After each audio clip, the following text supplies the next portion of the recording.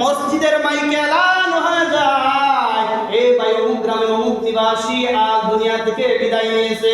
জানি না রে ভাই আপনার আমার নাম কখন জানি মাইকে এলান হয়ে যায়। সূরা নিসা আয়াত নম্বর 116, ইন্নাল্লাহা লা ইয়াগফিরু আন ইউশরাকা বিহি ওয়া ইয়াগফিরু মা দুনা যালিকা লিমান ইয়াশা ওয়া মান ইউশরিক বিল্লাহ। আল্লাহ রাব্বুল আলামিন বলেন, ইন্নাল্লাহা লা ইয়াগফিরু আন ইউশরাকা বিহি, আল্লাহ রাব্বুল আলামিন আল্লাহ তাআলার সঙ্গে যারা শিরক করবে ওই শিরকের পাপ আল্লাহ তাআলা ক্ষমা করবেন না। আল্লাহ তাআলা ইন্নাল্লাহা লা ইয়াগফিরু আন ইউশরাকা বিহি, যারা আমি আল্লাহর সঙ্গে শিরক করবে আমি আল্লাহ তাদেরকে maaf করব না। ওয়া ইয়াগফিরু মা দুনা যালিকা লিমান ইয়াশা, ওই শিরকের পাপ ব্যতীত যে বান্দা যে পাপ করবে আল্লাহ চাইলে তাদেরকে ক্ষমা করতে পারেন। যদি আল্লাহ চান তাহলে সমস্ত আল্লাহ তাআলা তাকে ক্ষমা করতে পারেন। এ আল্লাহর গোলাম, কিন্তু শিরক নামক পাপ যদি কোনো আল্লাহর গোলাম করে থাকে আল্লাহ জানাতে আমি ওই বান্দাকে শিরকের পাপ করার কারণে তাকে ক্ষমা করব না। শিরক ব্যতীত অন্য কোনো পাপ যদি করে থাকে আমি আল্লাহ যদি চাই তাহলে তাকে maaf করব। ওয়া মান ইউশরিক বিল্লাহ, আল্লাহর সঙ্গে যদি কেউ শিরক করে, যারা আল্লাহর সঙ্গে শিরক করবে ফাকাদ যাল্লা যালালাম বাঈদা, তারা হলেন পথভ্রষ্ট, তারা হলেন গুমরাহ। আর পথভ্রষ্টরা যারা গুমরাহ পথভ্রষ্ট হবে তারা কখনো সুপথে চলতে পারবে না। এই জন্য তো আল্লাহ রাব্বুল আলামিন বলেন, এই গোলাম ভালো করে শুনো, আল্লাহ রাব্বুল আলামিন আয়াতে কারিমার মধ্যে জানায়া দিলেন শিরক এমন একটা পাপ যা আমি আল্লাহ ক্ষমা করব না। আল্লাহ তাআলা বলেন শিরক যদি করে গোলাম লাইন আশরাকতা লা ইয়াহবাতান্না আমালুক, তাহলে ওই শিরক যারা করবে শিরক করার অপরাধে তাদের সমস্ত নেক আমল নষ্ট হয়ে গেল। ওয়ালা তাকুনান্না মিনাল খাসিরিন, ওই যে মানুষগুলো কঠিন কিয়ামতের মাঠে ক্ষতিগ্রস্তদের অন্তর্ভুক্ত হয়ে যাবে। এ আল্লাহর গোলাম নবীর উম্মতের দল 20, 30, 50, 70, 80 বছর 100 বছর নেক আমল আপনি করেছেন, কোনদিন আপনি নামাজ কাজা করেন নাই, নামাজ কোনদিন আপনি ছাড়েন নাই, রমজান মাসে কোনদিন সিয়াম ছাড়েন নাই, হজ যখনই আপনার উপর ফরজ হয়েছে হজ করেছেন, যাকাত যখন আপনার উপর ফরজ হয়েছে যাকাত দিয়েছেন, সমস্ত নেক আমল করার পর তারপরও কেন আপনার আমল নেই? তারপরও কেন আপনার আমল নামার আপনার খাতার মধ্যে আমল দেখা যায় না? আপনি এত কষ্ট করে কোনখানে শীতের মধ্যে ঠান্ডা পানি দিয়ে ওযু করে আল্লাহর ইবাদতের মধ্যে মগ্ন ছিলেন, ফজরের সালাত আদায় করেছেন, তাহাজ্জুদের সালাত আদায় করেছেন, ইশার সালাত আদায় করেছেন, 5 বেলায় আপনি আল্লাহর ডাকে সাড়া দিয়ে 5 বেলায় সালাত আদায় করেছেন। আপনি সমস্ত নেক আমল করার পর আল্লাহকেও মেনে চলেছেন, আনুগত্য করেছেন, রাসূলের আনুগত্য করেছেন, সমস্ত আমল করেছেন যা আল্লাহ আদেশ করেছেন। হে গোলাম, আদেশ তো তুমি মেনে নিলা, কিন্তু আল্লাহ যেটা নিষেধ করেছে সেটাই তুমি মানতে পারলা না। এই জন্য আল্লাহ রাব্বুল আলামিন বলেন এতগুলি নেক আমল করার পরেও তোমার 70 বছর হায়াত নামক নিয়ামত দেওয়ার পরেও ইবাদত করেছো ঠিকই, 100 বছর হায়াত নামক নিয়ামত দেওয়ার পরে তুমি ইবাদত করেছো ঠিকই, সমস্ত ইবাদত করেছো, কিন্তু কঠিন কিয়ামতের মাঠে কেন ক্ষতিগ্রস্তদের অন্তর্ভুক্ত হলে? এই জন্য তুমি ক্ষতিগ্রস্তদের অন্তর্ভুক্ত হলে কেন? দুনিয়ার জমিনে তুমি শিরক নামক পাপ করেছিলা, এই জন্য আজকে তোমার এক যারা পরিমাণ আজকে তোমার কোনো আমল নেই, তোমার কোনো নেকি নেই। এই জন্য আল্লাহ বলেন গোলাম ইন্নাল্লাহা লা ইয়াগফিরু আন ইউশরাকা বিহি, আমি ওই আল্লাহ তাআলা বলেন আমি ওই গোলামকে ক্ষমা করি না। যে গোলাম আমি আল্লাহর সঙ্গে শরীক করে, যে গোলাম আমি আল্লাহর সঙ্গে শিরিক করে, যে গোলাম আমি আল্লাহর সঙ্গে অন্য মাবুদকে ডাকে, যে গোলাম গায়রুল্লাহর নামে গায়রুল্লাহকে ডাকে, যে গোলাম গায়রুল্লাহর নামে দান করে, যে গোলাম মাজারের মধ্যে শিরিক করে, যে গোলাম মাজারে শুয়ে থাকা ব্যক্তির কাছে বলে বাবা আমাকে একটা সন্তান দাও, আমার ব্যবসার মধ্যে বরকত দাও, আমি অসুস্থ আমাকে সুস্থতা দান করে দাও, যে গোলাম ওই বাবার কাছে গিয়ে বলে কিন্তু বাবার তো কোনো ক্ষমতা নাই যে বাবা আপনাকে কিছু দিতে পারে, এই জন্য আল্লাহ রাব্বুল আলামিন বলেন ইন্নাল্লাহা লা ইয়াগফিরু আন ইউশরাকা বিহি, যে বা যাহারা যে আমার গোলাম আমি আল্লাহর সঙ্গে শিরিক করলো আমি আল্লাহ তাআলা তাকে ক্ষমা করি না। সে যত নেক আমল করবে সমস্ত নেক আমল বাতিল বলে গণ্য হবে। হে গোলাম কেমন বাতিল বলে গণ্য হবে? কেমন বাতিল বলে গণ্য হবে? এমনই ভাবে বাতিল বলে গণ্য হবে, এমন নিঃস্ব হয়ে যাবেন যে আপনার 70 বছর হায়াত নামক নিয়ামত, আপনার 100 বছর হায়াত নামক নিয়ামত, 120-150 বছর হায়াত নামক নিয়ামতের মধ্যে আপনি ইবাদত করেছেন, কেমন ভাবে আপনি নিঃস্ব হয়ে যাবেন? এই 150 বছর হায়াত নামক নিয়ামতের মধ্যে আপনি শিরিক করার কারণে এমন ভাবে নিঃস্ব হবেন যে কোনোদিন আপনি ইবাদত করেন নাই। এ গোলাম তুমি কি বুঝো নাই? আমি আল্লাহ তো তোমাকে সতর্কবাণী পাঠাইয়া দিলাম, আমি প্রত্যেক নবীদেরকে জানাই দিলাম ও পয়গম্বর আমি আপনার প্রতি এবং আপনার পূর্ববর্তী নবীদের প্রতি আমি এমন একটা ওহী পাঠাইলাম। কি ওহী পাঠাইলাম?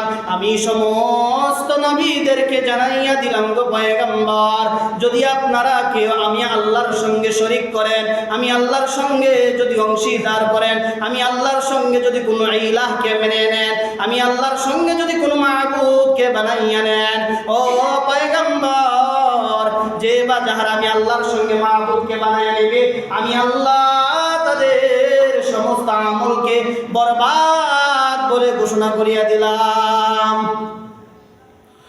তার মানে কি? আপনার জীবনে যত ইবাদত করেছেন যদি শিরিক করেন তাহলে আপনি ইবাদত করেননি, এই বলে আপনি সাব্যস্ত হবেন আল্লাহর কাছে।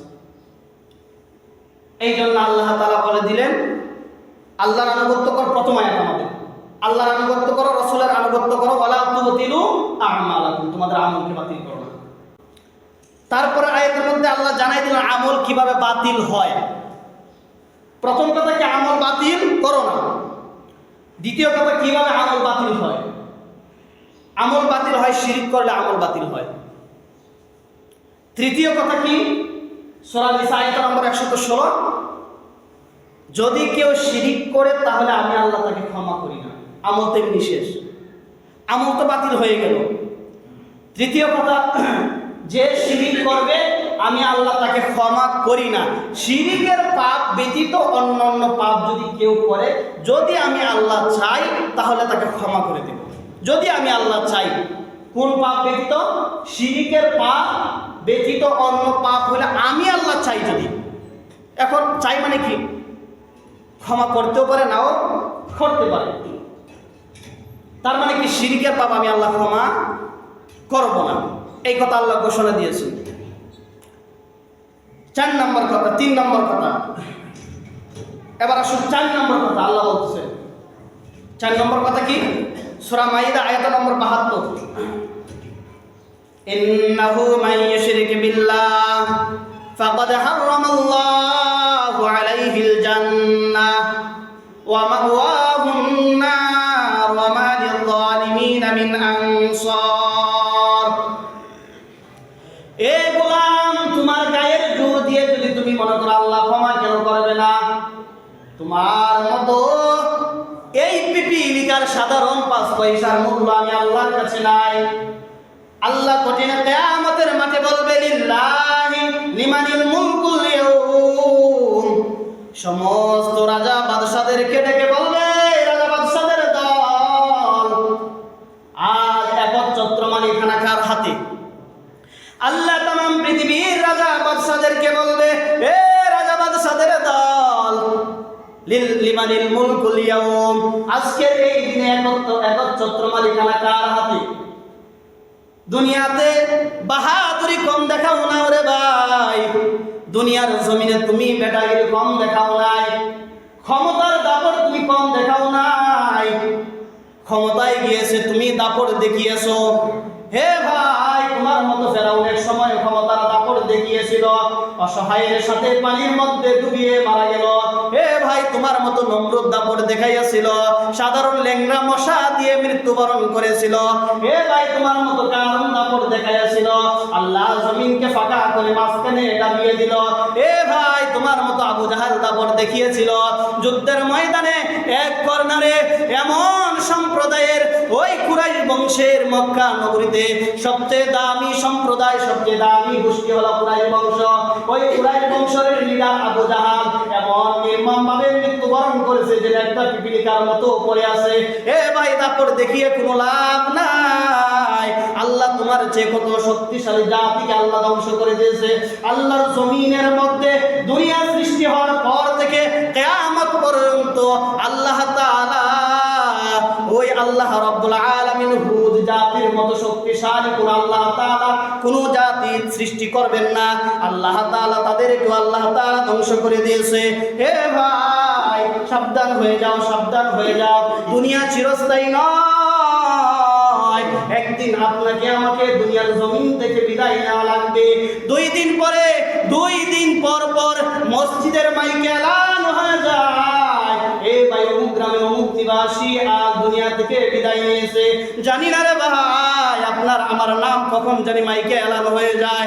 এই জন্য সতর্ক হয়ে যাও। তুমি কি আমল করেছো? আমল করার পরে তোমার আমল কি সঠিকভাবে আছে কিনা, নাকি তোমার আমল তুমি বরবাদ করে দিয়েছো? সূরা মাইদার 72 নম্বর আয়াতে কারিমার মধ্যে আল্লাহ জানায় দিলেন, ইন্নাহু মান ইউশরিক বিল্লাহ ফাকাদ হারামাল্লাহু আলাইহিল জান্নাহ ওয়া মাওয়াহুন নার ওয়া মা লিয-যালিমিনা মিন আনসার। আল্লাহ বলেন, ইন্নাহু মান ইউশরিক বিল্লাহ, আল্লাহ तमाम পৃথিবীর সমস্ত মানুষদেরকে জানায় দেয়, এ আল্লাহর গোলাম, আল্লাহ বলেন, ও আদম সন্তান, সমস্ত পুরুষ এবং নারীদেরকে আল্লাহ জানায় দিলেন, ইন্নাহু মান ইউশরিক বিল্লাহ, যদি কেউ আমি আল্লাহর সঙ্গে শরীক করে, এক নাম্বার শাস্তি কি তোমরা জানো? আল্লাহ বলতেছেন, আমি আল্লাহর সঙ্গে দুনিয়ার জমিনের মধ্যে পুরুষ কিংবা মহিলা হোক, যেই হোক না কেন, যদি আমি আল্লাহর সঙ্গে তারা শিরিক করে, এক নাম্বার হলো ফাকাদ হারামাল্লাহু আলাইহিল জান্নাহ, এক নাম্বার হলো ওই দুনিয়ার সমস্ত পুরুষদেরকে, সমস্ত নারীদেরকে আল্লাহ বলেন, এক নাম্বার শাস্তি হলো আমি আল্লাহর সঙ্গে শিরিক করার অপরাধে আমি আল্লাহ তাদেরকে আমার বানানো জান্নাত হারাম করে দিলাম। বলেন নাউযুবিল্লাহ। আল্লাহ বলেন, সমস্ত দুনিয়ার সৃষ্টি হওয়ার পর থেকে কিয়ামত পর্যন্ত সমস্ত নারী পুরুষদেরকে আল্লাহ জানায় দিলেন, আল্লাহ তাআলা সিগন্যাল দিলেন, আল্লাহ তাআলা সতর্ক করলেন, এ দুনিয়ার গোলাম, এ আমি আল্লাহর গোলাম। নারী পুরুষ একই বাক্যে আল্লাহ বলতেছেন, যদি তোমরা কেউ আমি আল্লাহর সঙ্গে অংশীদার করো, আমি আল্লাহর সঙ্গে শরীক করো, এক নাম্বার শাস্তি হলো ফাকাদ হারামাল্লাহু আলাইহিল জান্নাহ, আমি আল্লাহ যে জান্নাত বানাইলাম, আমার ওই বানানো জান্নাত তোমাদের উপর হারাম করলাম। তাই নয়, হারাম করে শব্দ ছেড়ে দেয় নাই। আল্লাহ তাআলা দ্বিতীয় বাক্য বলেন, ওয়া মাওয়াহুন নার, আমি আল্লাহকে তোমাদের উপর জান্নাত হারাম করেই ছেড়ে দিলাম না।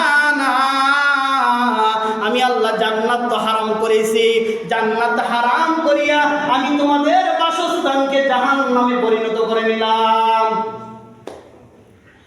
আল্লাহ বলেন, শিরিক করার পরে জান্নাত দেব না। আমি আল্লাহ কাদেরকে জান্নাত দেব? তাকওয়াবান, পরহেজগার মুমিন ইমানদারদেরকে জন্য আমি আল্লাহ জান্নাত বানাইছি। আমি আল্লাহ বেঈমানদের জন্য জান্নাত বানাই নাই। আমি আল্লাহ ইবাদত করে না এমন বান্দাদের জন্য জান্নাত বানাই নাই। আমি আল্লাহ শিরিককারী বান্দাদের জন্য আমার জান্নাত বানাই নাই। আমি কোনো গুনাহগারদেরকে আমি আমার জান্নাতের মধ্যে প্রবেশ করাবো না। যে বা যাহারা শিরিক করে মারা যাবে তাদের জান্নাত হবে না। যদি শিরিক করার পরে তাওবা নসিব হয় নাই তাহলে তার জন্য জান্নাত নয়, সে চিরস্থায়ী জাহান্নামের মধ্যে চলে যাবে। কিন্তু আল্লাহর গোলাম শিরিক করার পরে তাওবা করার নসিব হয়েছে, আল্লাহ তাআলা ক্ষমা করে দিবেন। কিন্তু ক্ষমা তখনই করবেন যদি তাওবা নসিব হয়। আর যদি তাওবা নসিব না হয় তাহলে আবু জাহল, উতবা, শাইবা, মুগীরা তাদের মতো আপনাকে আমাকেও জাহান্নামে যাওয়া লাগবে।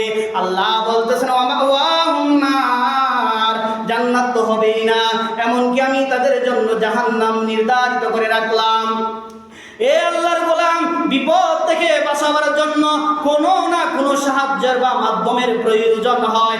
আপনি যখন দুনিয়ার মধ্যে বিপদে পড়ে যান, যখন আপনার জমি জমা নিয়ে যখন আপনার ঝগড়াঝাটি হয়, দেশের মাতাব্বর যারা তাদেরকে মাধ্যম বানিয়ে আপনারা চান মীমাংসা হয়ে যাক।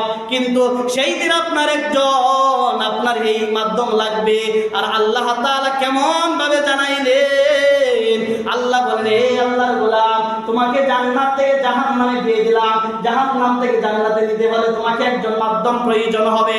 আর আল্লাহ রাব্বুল আলামিন বলেন, ওয়ামা লিয-যালিমিনা মিন আনসার। কেমন ও ইসরায়েলের মানুষ কপাল পোড়া, ওই কপাল পোড়াদের সম্পর্কে আল্লাহ বলেন, তোমরা শিরিক করার অপরাধের কারণে আজকে কঠিন কিয়ামতের মাঠে তোমাদের সাহায্যকারীও কেউ থাকবে না।